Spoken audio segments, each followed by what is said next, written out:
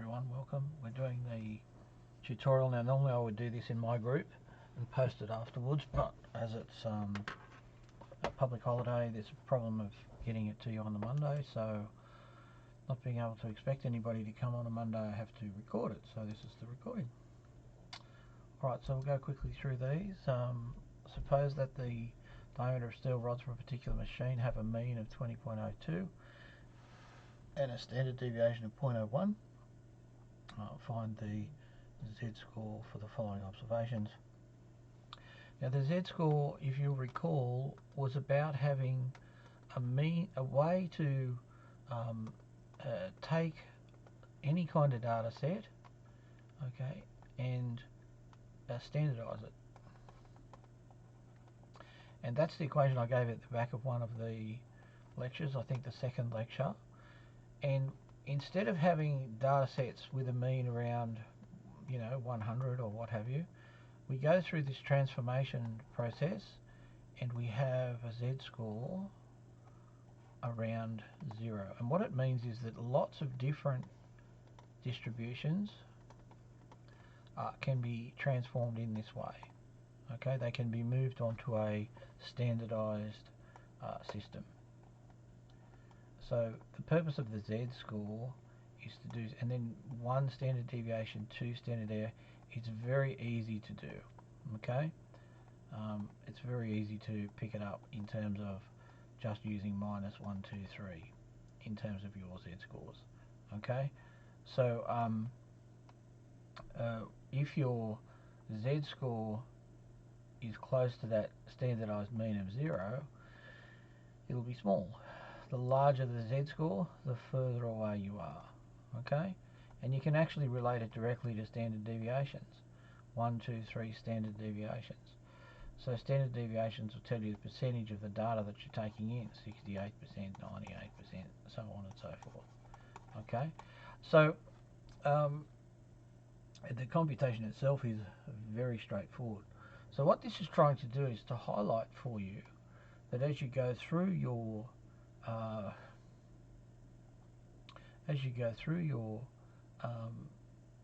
z-scores, your measurements, what's the implication of the z-score? What's its meaning? So if it's a z-score of 1, it will mean it's a standard deviation of 1. So to work this z-score out, what we would do, we would see that we've got a standard deviation of 0.01. We've got a mean of 20.002. These are our random variables for A. We've got XA and XB. And then when we go and plug it in, our z-score, we will get our values. So X is 20.002 minus mu, which also happens to be 20.002, divided by, that now seems superfluous because it's 0. So the z-score, when the sample value is on top of the mean, the z-score is 0. Dun, dun, dun, dun, dun. So that means 0. Okay. If it's the same mean, then it has a z-score of 0. Now look very carefully at this. This is a 19.980. I wonder what the distance is between the two. So if I put in 20.002, subtract 19.980, I get 22 thousandths. The difference of these two is this very, very small number, 22 thousandths. Is that, what's the statistical significance of that? We know if it's the same value, it's 0, but if it's, and this is what the z-score is trying to get you to do. The z-score is trying to get you to realize that if it's 1, it's still a very long way. Even though the value or the distance of the machining size of the bar is small, it's statistically significant. So this is like an introduction to the concept of statistical significance. Okay, So for such a small value of 19.8, if we put the z-score in again, we'll get our 19, it'll actually be a negative because it's a little bit smaller, 0.002 divided by 0.01. Now that'll give us minus 0.023 on the top and 0.01, so it's still going to be quite a big number. So if I just get that calculator back, if I make that a negative, 0.022 it was,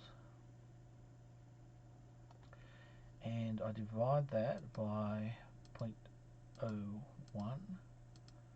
oh, minus 2.2. Now what that tells us is that this B value of 19.980 is over 2 standard deviations away from the mean. In other words, it's outside 97.8% or 98.7% of all of the data around the mean. In other words, it's a long way away from the mean. So this is a way of us translating, if you like, the know-how competence idea, such a small value. In your reckoning, 22 thousandths is hardly worth thinking about, is it? 22 thousandths of a millimetre. 0.022 of a millimetre is very small. Okay, but statistically it's a very large value. It's a long way from the mean. In fact, it's over 2.2 standard deviations. So when we think about this idea of standard deviations, this is where it gets a bit tricky. Okay, so I don't labour all of the fundamentals too much, but if you've been reading up on distributions, you can do this a number of ways. But if you've been reading up in the text, or perhaps even Googling it, thinking about the data covered by standard deviation. So it's easy just to do a simple one, like I could get the text out for you, but it's just as easy for us to do it this way. Google, and if we go to Google and we can, or whatever it is that your preference is, and I could do a standard deviation. And if you look at a standard deviation, we've got lots of things there. There's our standard deviation, okay. And if we look at a picture for standard deviation, and we can see that 68.2% of the data is covered by one standard deviation. We have to add a further 27.2% of the data when we go to 2 standard deviations. Okay, so look at that. Once we get past 2 standard deviations, in terms of where we are with regard to the mean, we're a long, and this is a standardized mean, it's got a mean of 0, so it's exactly what matches our thinking. But there's lots of examples here. Look, I don't want to labour the idea, but 68.2% at 1 standard deviation, 95.44% at 2 standard deviations. So when we're 2.2, we're actually beyond 95%. So that's a big variation. And 99.72. So see if you can remember those numbers: 68, 95, and 99.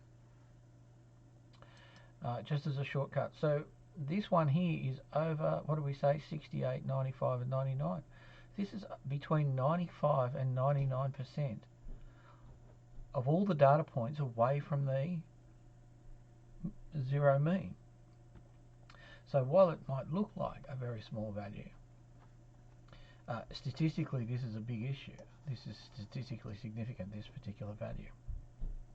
So being able to determine where your observations are fitting within your group is quite important.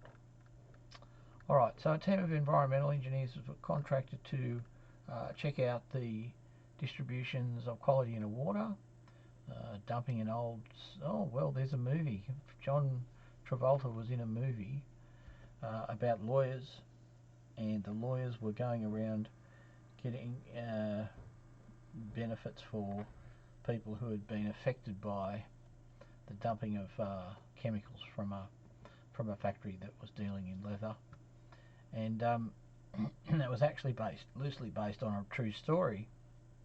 Now the true story, one of our professors, a very distinguished human being, she actually did all the statistics for that court case, and she's won a medal through Harvard and all of this kind of thing. So, yeah, you know, you never know where you're going to end up and what you're going to do. I don't think that's my lot. I've got a different path, but maybe that'll be you. You'll be following in Professor Louise Ryan's footsteps, and maybe doing some wonderful help with your statistics. So they measured the concentration of, now prohibited, probably thanks to Louise, they measured the concentration of the substance at the water surface, at the riverbed, and midway between the two.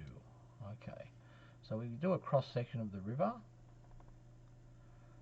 There it is, a cross-section, so that's the water surface. So we'll call it WS. And midway, we'll call it midway. And riverbed. So what they're doing is they're telling us the values. Okay, so then it's given us some information, and this is good because I want you to be able to do this kind of thing. Determine whether the three samples have skewed or symmetric distributions. If the data of a particular sample is skewed, further classify them as left or right. Very good. Very good. So what we've got, if we look down at surface, mid-depth, and we've got our table to interpret, we have a mean of 4.06. We'll assume they're all normally distributed. Actually, I'm going to leave them on the one thing there. A mean of 4.06.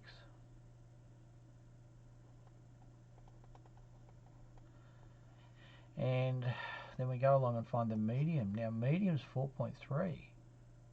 Ooh. So the median's 4.3. What I might do is I might just take that off and leave that as the sample test. And then what I'll do is I'll put the mean 4.026, and the other one, the middle score is 4.33. So the mean has been pulled away from the middle score. So what do we think's happening? Okay, the mean has been pulled away and it's been pulled to the left. So what we understand from our understanding of that is that it's left skewed or negative skewed. Okay, left skewed or negative skewed. Now, are they all doing that? So 5.096, 5.1, yes. 6.259, 6.250. Okay. So the bottom ones and the mid depth, they're a bit closer. Median, they're a bit closer. So they're I'd say for the surface, left skewed for the surface, and midway and riverbed, they're pretty close. 5.096, 5.1, 6.259, they're almost, so we'll call them symmetrical. We'll put it approximately symmetrical. Oh, okay, because of this idea here. Okay, that's all we're doing. We're just having a look at the means and the medians. Pretty easy. What would be the most appropriate measures of central tendency and variation for each of the samples? Well, where we have a reasonably symmetric case, so for midway and for the riverbed, because they're symmetrical, we could use the mean. But for the skewing on the surface, we can't use the mean, so we would be better off to going to the water surface. We would be better off going to other measures like interquartile range and median. Typical score is median. Get the middle 50% of the data and have a look at it there. Okay, because the symmetry of the system's been upset a little bit. Using appropriate measures of central tendency and variation, compare the data from the riverbed and the mid-depth data. Okay, well, the concentration of the mean riverbed and mid-depth. So riverbed and mid-depth. So these are these two. These are our two relatively symmetrical cases, and all we're doing is characterizing the data. So we're not making any big statements. Okay. So we're saying the mean concentration. Okay. So we're going to use our measures of central tendency, and we've already indicated mean. So the mean is mid-depth riverbed. So 6.3, 6.259 is 6.3 nanograms per litre versus 5.1. 5.096 is 5.1. And that's all we're doing. We're not being smart. We're not being over the top. We're just using the mean measure. Okay? So the standard deviation is also an indicator of variation. Okay? And they're very, very close. 1.16. Also, standard deviation. 1.16 nanograms per litre for the riverbed versus 1.155. They're almost the same, aren't they? 1.55 nanograms per litre. Okay, so they're slightly less variable. Not only slightly less variable, and that's all we're really saying.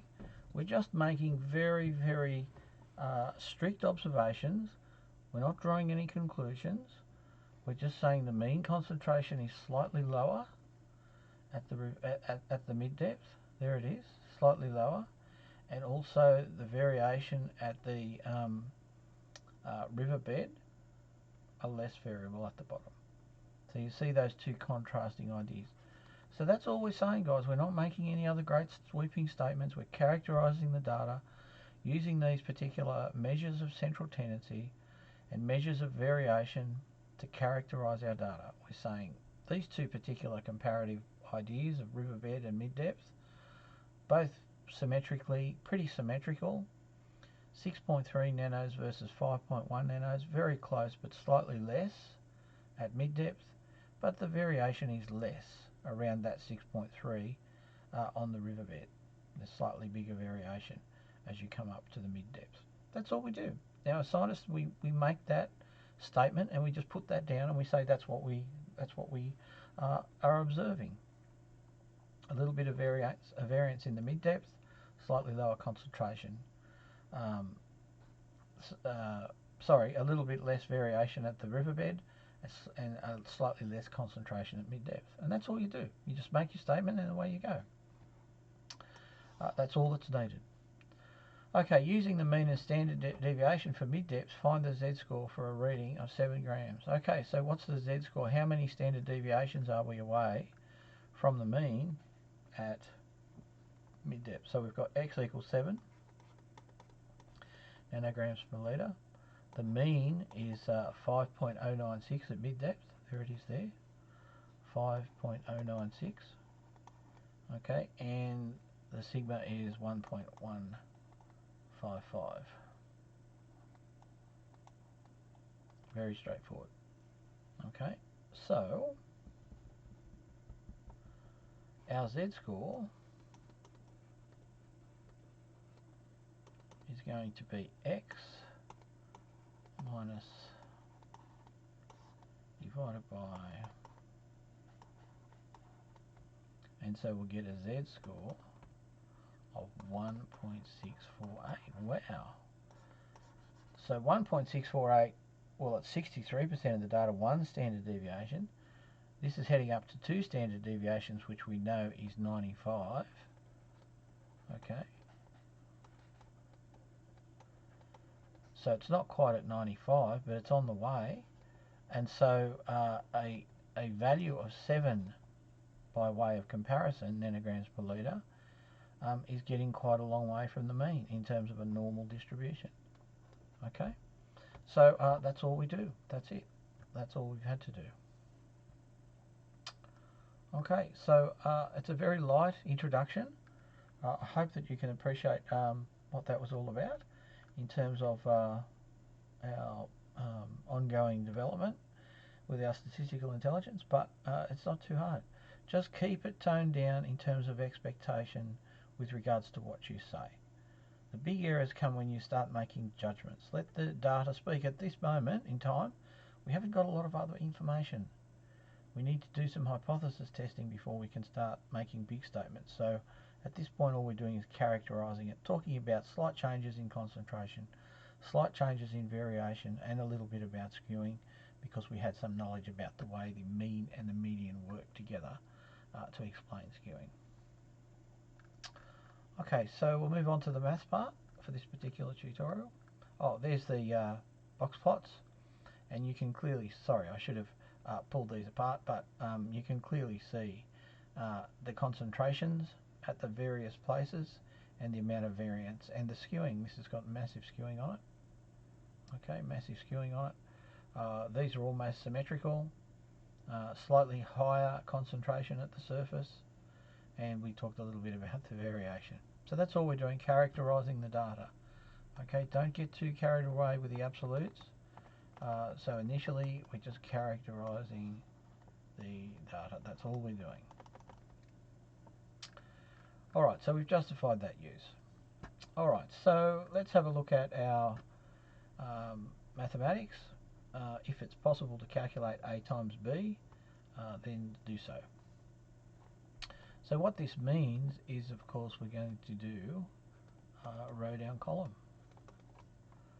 Row, if it's possible. If it's possible to do row down column, then we'll do that. Can we do row down column? We sure can. So what this means is we've got 2 times 1 plus 0 times 1. Row down column. Row down next column. 2 times minus 1 plus 0 times 0. Row down column. 2 times 2 plus 0 times minus 2. And finally 2 times 3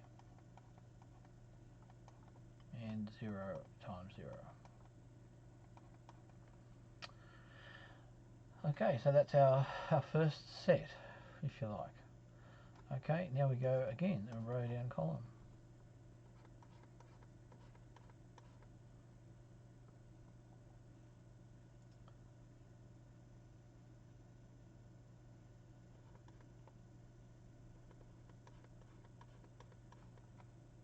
Then row down column again.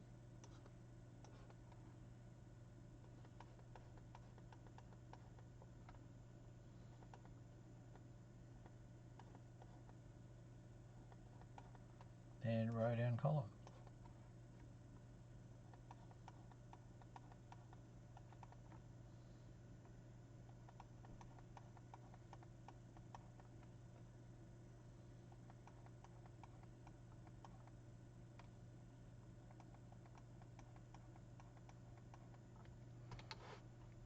Then finally, row down column again.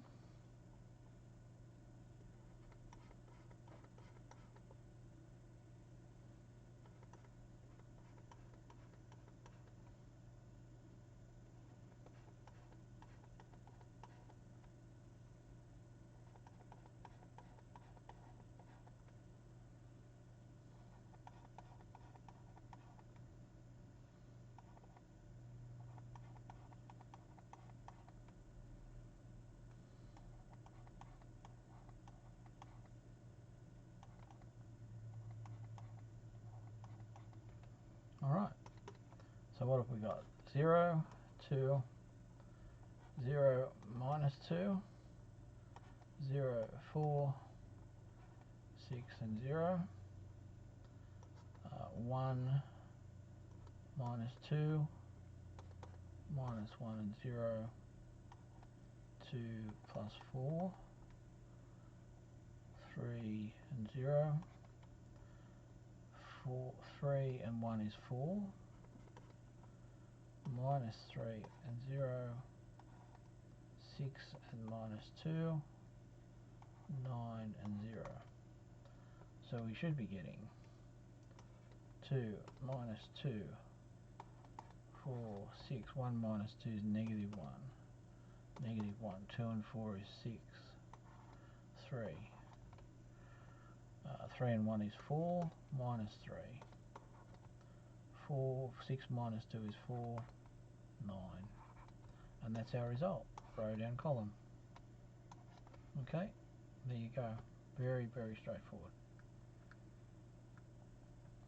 Okay, so just that patience to work your way through it. Are you worth it? I bet you are. I bet you are. It's important that you do. Okay. Alright, so the next one we want to have a look at is our linear systems. What's our linear systems like? So if x is a solution of this particular question, what we will find is that if we substitute x in, we will get b. So for part A, all we need to do is do 4, 2, 4, negative 2, and yes, we can use technology for all of these things, but as I have suggested to you, those that know tend to wait and just do the work, so we'll do that. Now this time we'll do the x that's supposedly, and this won't be as hard as you might suggest, we're going to do a row down column, and it's easy because the zeros. So when we do 4 will be a match. So I'll do it the first time. So we would have 4 times 1 plus, then it's 2 times 0 plus 4 times 1, and then it's minus 2 times 0. So the ones with the zeros are out, but it's a repeat. So all we're going to get is 4 and 4. So the first one's 8. So I'm going to skip the steps there and just go straight to doing that by hand. Okay, so the first one is 8. Tick.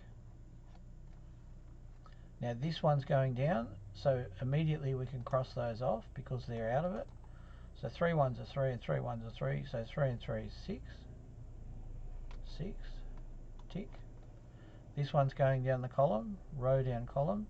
The second ones are out, so it's 1 plus 1 is 2. Tick. And the final one, their second ones are out, so we could have eliminated all of those. So 3 ones are 3, 3 ones are 3 is 6. Dun, dun, dun, dun, dun. Confirmed. Okay. So we've done that quite well. All right. So how many solutions does the system have in total? So how do we know if it's unique? Cross your arms, or parallel. Put your arms so that you can only see one of them. How do we do that? Well, we check the determinant. In order for it to have a unique solution, it must have a determinant, a determinant of some number, or if it's infinite, we would expect the determinant to be 0. We know there's a solution because we just verified a solution.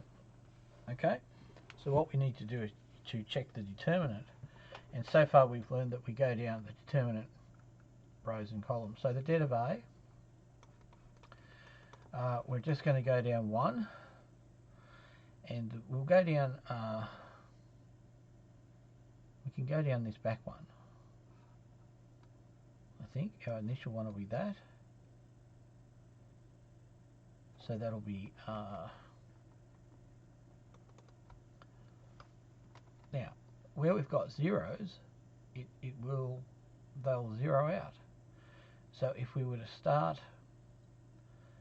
at the zeros, we would be multiplying 0 by all of the submatrix. Now what I mean by that is if we were to start with zeros here and start down this end, we would get 0 times the submatrix. Well, 0 times the submatrix is going to say gone. So there's nothing there. So forget the first one. The next one is if we go this way, but again the submatrix is made up of these components and times 0. So gone. Okay, 0, gone.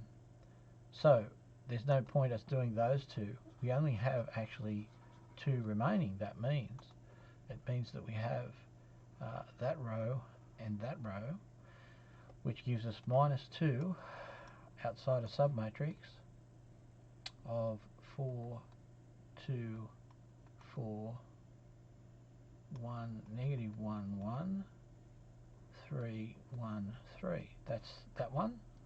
And if I just change the colour of the pen and do that one there, so we've come down this column, then we've got -2 submatrix 3, 3, 3, 1, -1, 1, 3, 1, 3. So the answer becomes, what are they? Now, these two ones here, I just want to check something.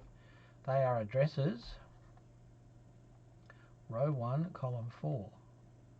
Now, row 1, column 4 is a positive when they're added. So we need to check 1 plus 4, which is -1 to the power 5, which is an odd. So we do have a multiplier times -1. So -1 times 4 for that one. Or that was the first one, wasn't it? No, that was right. So -1 times -2. So that's going to make a plus.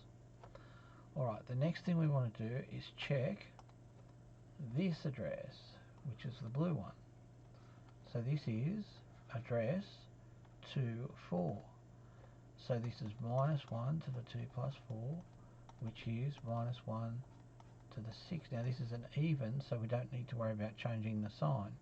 But we were affected by one of them, but not the other. Okay, so to fill out the determinant for this, we will need to do a submatrix across there. Okay, so it's very straightforward. You just pick your next one, and you go across your row. It doesn't matter which way you go. You can go across or down. It doesn't matter the fact that you went down a column over here. That's irrelevant. You can go across the row only if you want, and you'll make some submatrices. So -2 will be 4 and 4. Sorry, I'm just balancing my desk.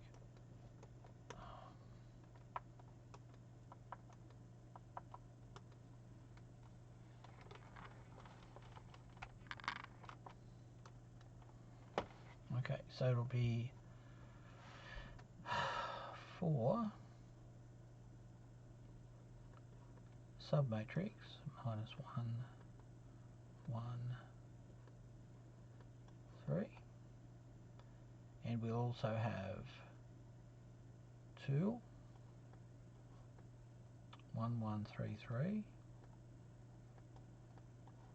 and we'll also have 4. That's just going across the top. 1, -1, 3, 1. Okay, so that's fine. 1, -1, 3, 1. We just need to check those addresses as well. So this is 1, 1, so that's okay. The 2 is going to get a -1 because of the odd, so that's a -2. We're going to convert that. The 4 is okay, we'll leave that alone. Okay, so that's your proposition. So for that one there, we have 4 outside of -1 times 3, so that's the product. Subtract the other product, 1, 1. So just being patient and working your way down. -2, big bracket, 1 times 3, -3 times 1. So that's the diagonals.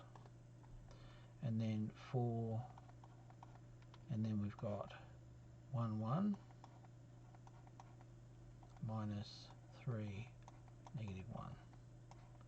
So let's work through that, and don't forget your -2 out there. So -3 -1 is -4. -4 times 4 is -16. 3 -3 is 0, so that's out. 1 plus 3 is 4. 4 fours are plus 16. Oops. Plus 16 minus 16.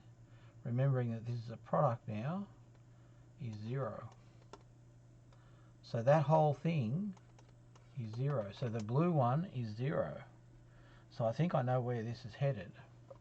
But I'll need to double check this because I need to be certain. So I'll put my orange in. And so now we're going to go across the plus 2. Oops, so I'm going to do plus 2 outside of, which way do you want to go? Just across the top, it doesn't matter. So we've got 3 submatrix minus 1 1 1 3 3 submatrix 1 1 3 3 3 again submatrix 1 minus 1 3 1. Just checking their relative standing. So 1 minus 1 to the power 1 2 is an odd, so that's going to get a minus. So that 3 is becoming a minus. That 3 is row 2, column 2, so that's an even, that won't change. Row 2, column 3 is 5, so that's a minus, so that's going to get a minus. Okay, so we've managed to get that far. Alright, so let's do this again. Minus 3. So we're going to do it across there. Minus 1 times 3 minus 1 times 1. Just being patient. That's all it is. Plus 3. Who can see what's happening? I can see it already. Well, that's a giveaway. That one's repeated the problem. 3 minus 3 is 0, so that's out. And then we've got minus 3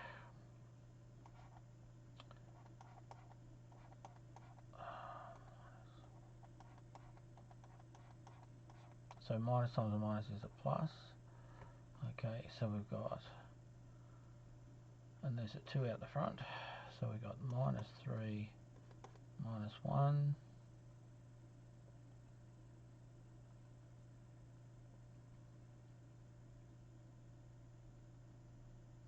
minus 1 times 3, yep. So we get minus 3 minus 4 plus 12. Then we've got plus 3 minus 3 is 9.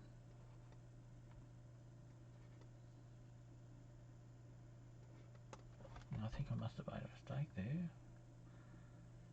Okay. So I'm going to have to go back over this to correct it. So what I'm going to do is I'm going to get some help.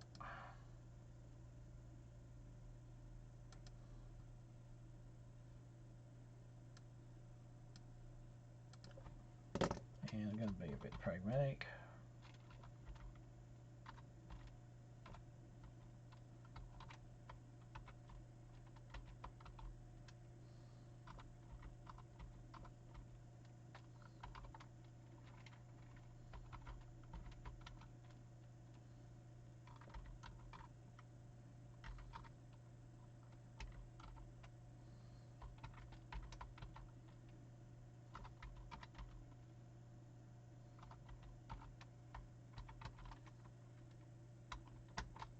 Let's see what that looks like.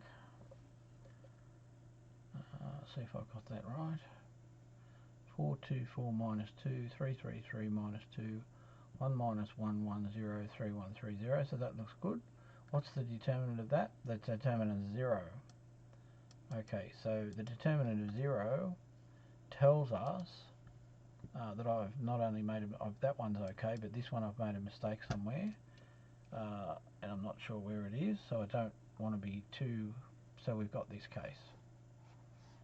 Because we had a solution and the determinant is 0, that tells us that there's infinite solutions. And because we had a solution, it tells us that it's either unique or there are many, and by looking at the determinant we're able to say that it is in fact infinite solutions. So I'm not sure what I did. I'm not sure what I did here. If I want to pick that up.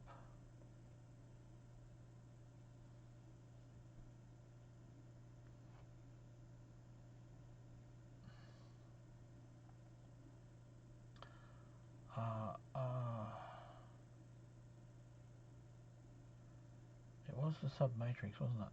Yep. So 1, 3. Oh. So when I went down the first one, minus 1, 1, 1, 3, that was okay. Then I go down the middle one, 1, 1, 3, 3, and then the end one is 1, minus 1, 3, 1. So that should have been okay, unless I got these minuses. But one of these is an error. So, but we've already determined the determinant. So, all right. So, a little bit of work there. Just when you're doing that by hand, just take your time, be patient, and double check. All right, let's have a look at the next one, which is the solution. We'll see if we can't do that. I might come back and check that after, depending on how much time there is. Okay, so usually time's a big issue here. So we're going to augment this.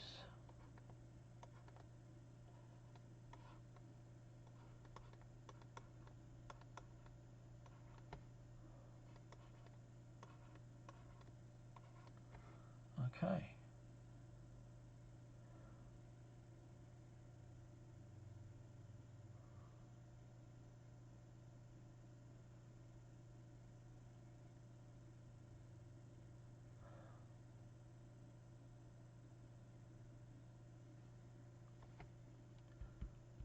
Alright, so if I divide this by 2 or 3, I'll get 1, 1, 1, 3. If I were also to divide this by 2, I'd get 2, negative 1, negative 1, 0, negative 2, 2, 2, sorry, negative 3. So negative 6 divided by negative 3 is positive, isn't it? So we get a negative and a negative. So that's alright, we can do that. Alright, so this is the one that we're looking for. So we've got to do row 2,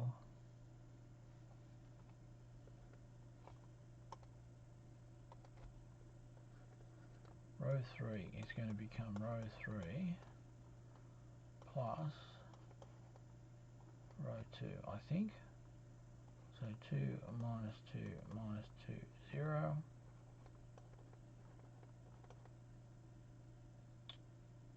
I think it's going to be minus. Gee, that's annoying. Why would I do that? So just picking that back up. So minus. So it'd be 2 minus 2 plus 1 and minus 0. 0 minus 2 plus 1 which is minus 1.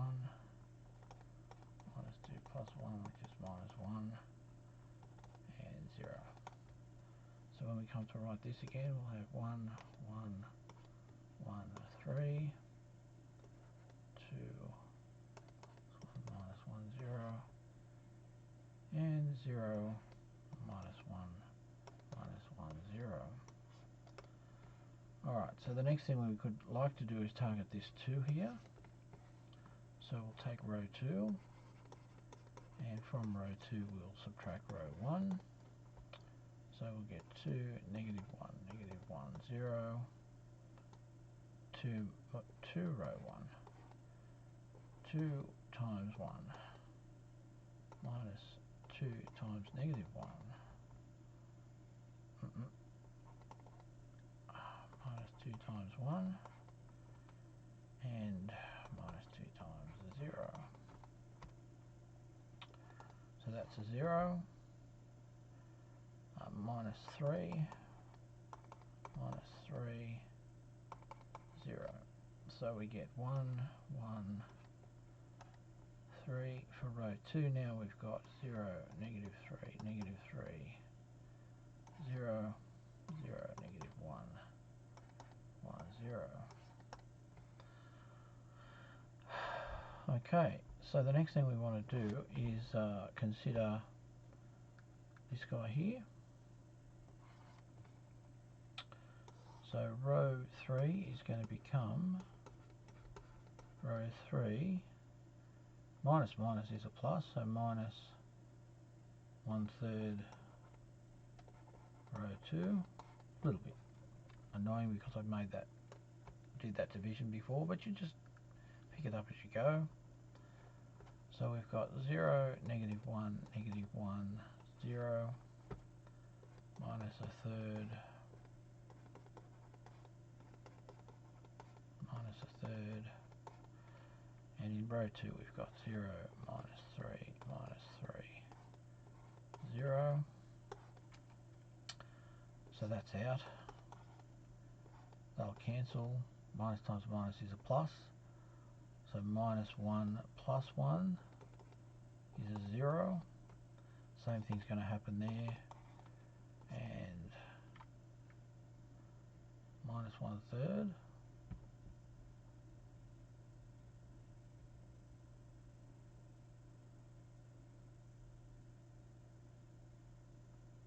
Minus 1/3 is 0.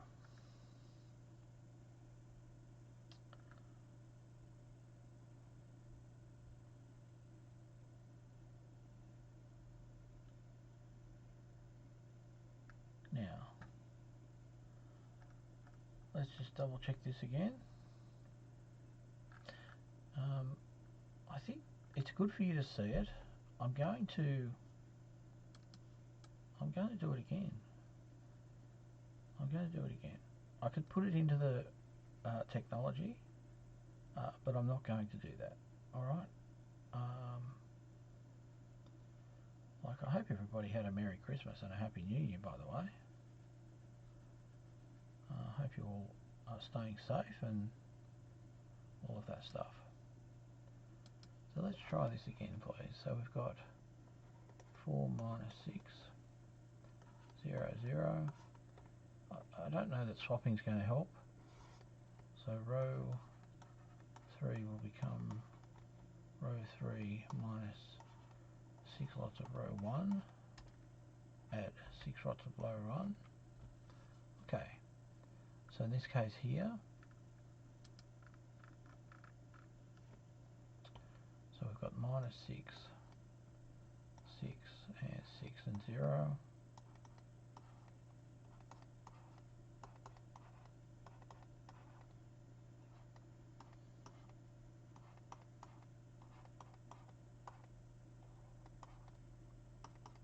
So that's 0, that's 12, 12 and 18.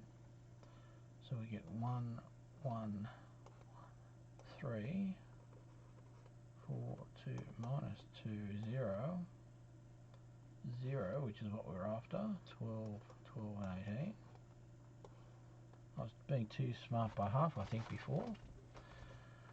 Alright, so we're going to target this guy here. So row 2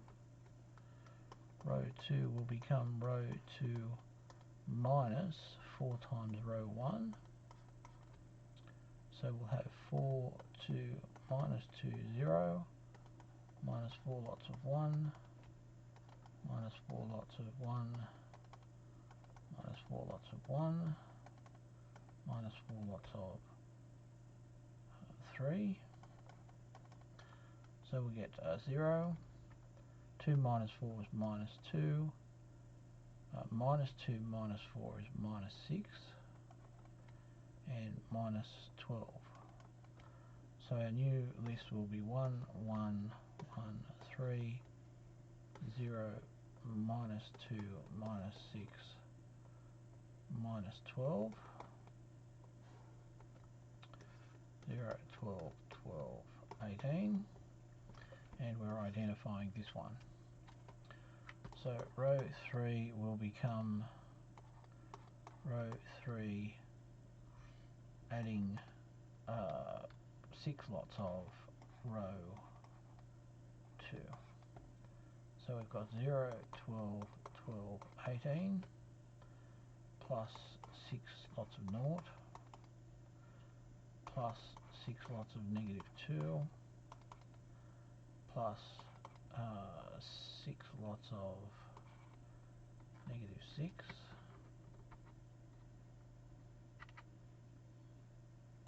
feel that's a mistake, and 6 lots of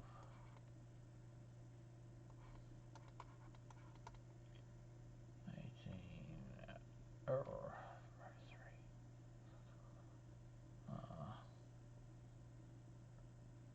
minus 12.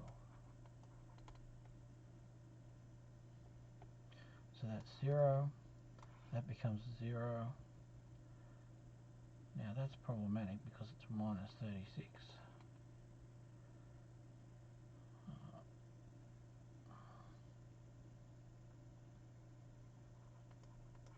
24, and this one is 72, 64.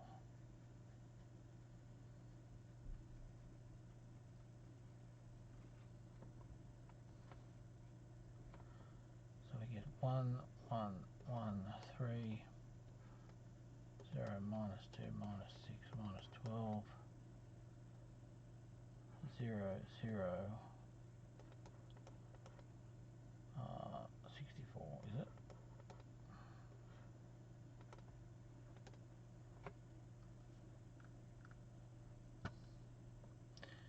Now that's got an error in it. I'm sure that's got an error in it.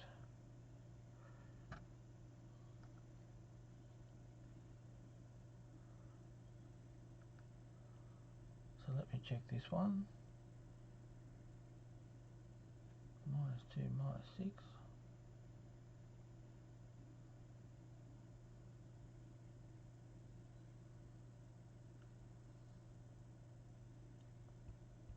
Yeah. So I'm getting 0, 12, 18.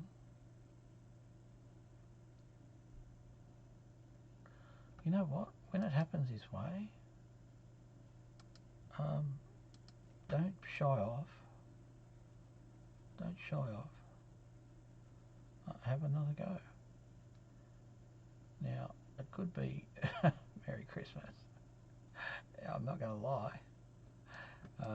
But I'm getting a little bit worried.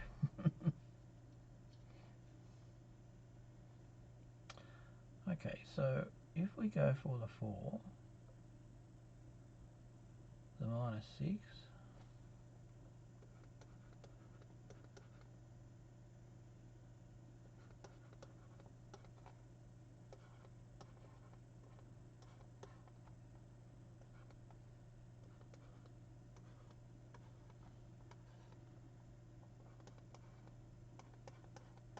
tick, tick,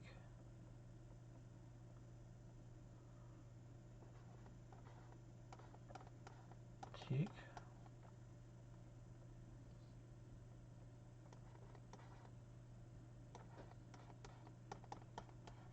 Okay, so I'm happy with that.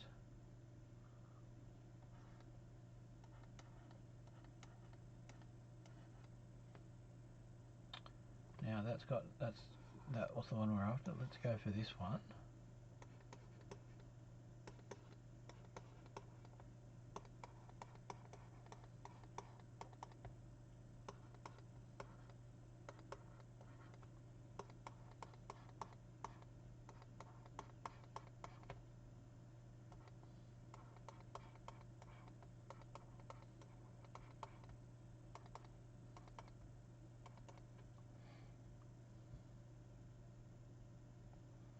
that's going to give us a 0. Now 2 minus 4 is minus 2. Minus 2 minus 4 is minus 6. Look at that. That's where I made an error. Okay. So that's minus 6. Minus 6 and minus 12. Okay. So it's worthwhile going back over it. When I transposed the columns, I made a silly transpositional error in that I didn't include that negative with that 2. And you saw me have 3 goes at it because I did that. So that was an initial error. I was looking for something later, but I hadn't made it later, I'd made it earlier. So anyway, it's okay. We got there in the end. So if I now go for this guy, row 3 will want to become row 3. Now we're going to add 2 lots of row 2. So we're going to have 0, 12, 12, 18, plus 2 lots, and 2 lots of 0, 2 lots of minus 6 again, and 2 lots of minus 12. So they're minus 12, 12 plus 12 is 0, minus 12, 12 plus 12 is 0, 24, minus 24 plus 18 is negative 6. So what we've got here is we've got a 1, 1, 1, 3, 0 minus 6 minus 6 minus 12, and then we've got a row of zeros. Dun, dun, dun, dun, dun. So who can tell me what that is? Okay, this does not compute because we can't have a variable being composed of adding up to 0. So this line here tells us that this system is inconsistent. So thank you for bearing with me.